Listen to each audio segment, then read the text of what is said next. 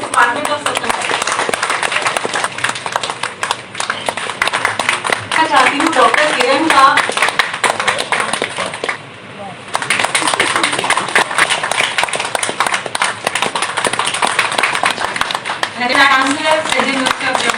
का विमोचन अभी हाल ही में हुआ, Modi at 20 dreams meet delivery. तो प्रश्न ये है कि what is Modi at 20, why Modi at 20। मैं तो ये कहूँगा संक्षेप में कि ये 20 वर्ष में एक ऐसा governance model which has sustained itself for 20 years and which continues to sustain in future also, holds the promise of sustaining in future। ऐसा अक्सर नहीं देखा गया। दूसरा, a governance model which has defied the principle of diminishing returns and continues to yield increasing returns with each passing day।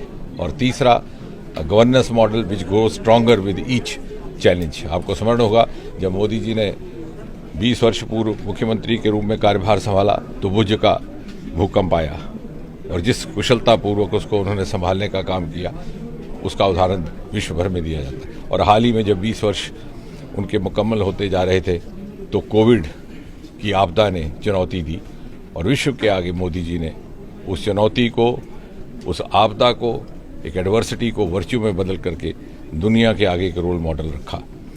और इस पुस्तक को मैं तो ये कहूँगा कि एक स्टडी बुक है, एक रिसर्च सब्जेक्ट है और समझने का अभिप्राय इसका ये है कि इसके पीछे एक ऐसा व्यक्तित्व है मोदी जी का, who could inspire this model, who has the capacity to take out of box decisions। उन्हें कई एक नियम बदल डाले, 1600 नियम पिछले समाप्त कर दिए। इसके पीछे एक ऐसे व्यक्तित्व है who has the capacity to break the taboos of the past। Space का विभाग गोपनीयता में काम करता था, उसको पार्टनर्स प्राइवेट पार्टिसिपेशन के लिए खोल दिया गया। who has the capacity to convert government campaigns into mass campaign।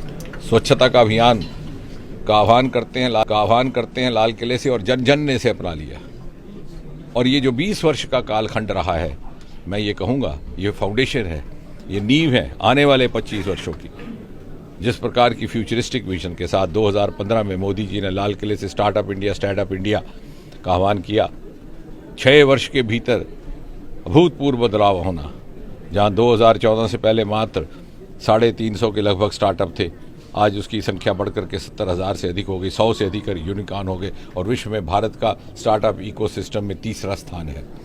और आने वाले 25 वर्ष के लिए जैसे मोदी जी बार बार अमृत महोत्सव की बात करते हैं, आज से 25 वर्ष के बाद सन 2047 में जब भारत आज़ाद हिंदुस्तान अपनी 100वीं सालगिरह मनाएगा और भारत विश्व पटल पर खड़ा होगा तो यही 20 साल उसकी नींव है। इसलिए हम चाहेंगे कि इसका अध्ययन करके किस प्रकार ड्रीम्स इनटू डिलीवरी का ये भी अर्थ है कि छोटे से छोटे तबके का व्यक्ति ये साहस कर सके अपनी एस्पिरेशन की, अपनी आकांक्षा का ख्वाब देखने का, और न केवल ख्वाब देखने का बल्कि उस आकांक्षा की पूर्ति का।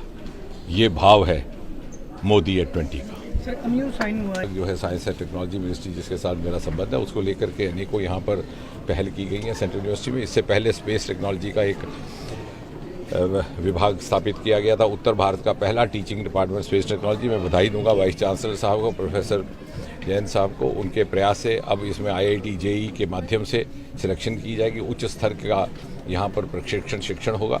उसी के साथ साथ यहाँ पर ये जो आज का MOU है, इसके तहत ग्रामीण क्षेत्र में आधुनिक प्रौद्योगिकीकरण, नवाचार और टेक्नोलॉजी के माध्यम से किस प्रकार उसका आधुनिकीकरण करके उसका विकास किया जा सकता है, उसको लेकर के खोज भी होगी, शोध भी होगा और हमारे ग्रामीण क्षेत्र में रहने वाले लोगों को उसका भागीदार बनाया जाएगा। जैसे कि हमारा ये मानना है कि वो ज़माना चलता रहा जब हम साइलोज़ में काम करते थे, अब होलिस्टिक इंटेग्रेटेड अप्रोच का ज़माना है, तो सबको मिलकर के एक अप्रोच अख्तियार करनी होगी ताकि हम टेक्नोलॉजी का भरपूर उपयोग कर सकें। ये कोई बहस का मुद्दा ही नहीं है। तिरंगा हम सबका है, प्रत्येक भारतवासी का है। वर्ग कोई हो, समुदाय कोई हो, धर्म कोई हो, जात कोई हो, मजहब कोई हो, राजनीतिक दल कोई भी हो, कोई कह सकता है कि तिरंगा उसका नहीं है।